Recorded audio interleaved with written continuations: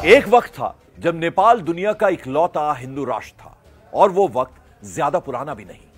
साल 2008 से पहले तक नेपाल सिर्फ हिंदू राष्ट्र ही नहीं था बल्कि वहां राजशाही थी। लेकिन 2008 में यहां माओवादी क्रांति हुई जिसमें राजशाही को खत्म किया गया और लोकतंत्र की बहाली हुई। लोकतांत्रिक व्यवस्था आने के साथ ही नेपाल हिंदू राष्ट्र भी न रहा।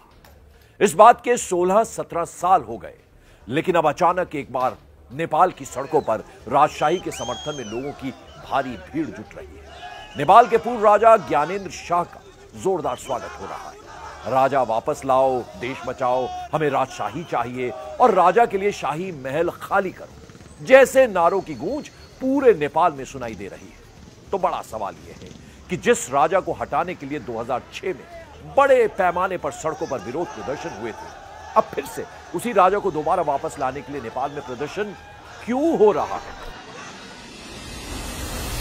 हम आगे बढ़े उससे पहले थोड़ी सी जानकारी देने के लिए आपको करीब 19 साल पीछे लिए चलते हैं।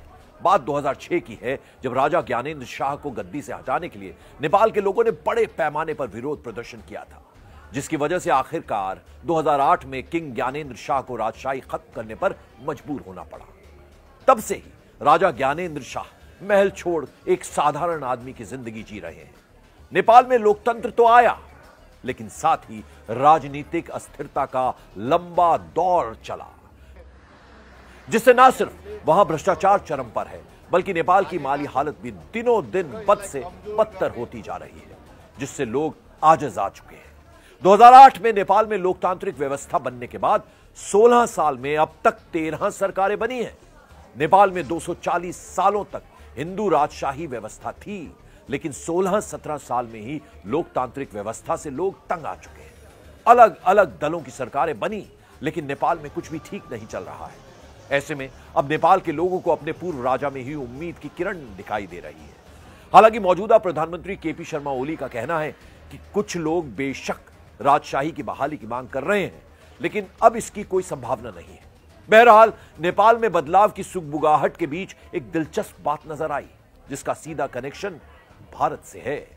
नेपाल में ज्ञानेंद्र शाह के समर्थन में लोगों के हुजूम के बीच वहां कुछ युवक राजा ज्ञानेंद्र शाह के साथ उत्तर प्रदेश के सीएम योगी आदित्यनाथ का पोस्टर लहराते दिखे।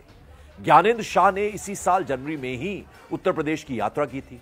खबरों के मुताबिक इस यात्रा के दौरान नेपाल के पूर्व राजा योगी आदित्यनाथ से मिले भी थे। वैसे भी गोरखाओं का सीधा कनेक्शन गोरक्ष पीठ से है, जिसके गोरक्ष पीठाधीश्वर योगी आदित्यनाथ है। इसीलिए नेपाल में भी सीएम योगी आदित्यनाथ काफी लोकप्रिय हैं। अब जब नेपाल के युवक योगी की तस्वीर लहरा रहे हैं, तो नेपाल के राजनीतिक दलों में इसको लेकर खलबली मची हुई है। नेपाल के प्रधानमंत्री केपी ओली ने इसको लेकर आलोचना भी की है। नेपाल में चल रहे इस घटनाक्रम को लेकर भारत की नजर बनी हुई है। नेपाल सिर्फ पड़ोसी देश ही नहीं है, बल्कि दोनों देशों के बीच के बॉर्डर खुले हुए हैं और दोनों देश के नागरिक बिना वीजा बॉर्डर आर पार कर सकते हैं। हाल ही में नेपाल ने चीन की तरफ हाथ बढ़ाए हैं, जिससे भारत की चिंता भी बढ़ी है। नेपाल के कम्युनिस्ट नेताओं का भारत विरोधी रवैया कोई नया भी नहीं है। इसीलिए नेपाल में कुछ भी बदलाव होता है तो उसका असर भारत पर पड़ना लाजमी है।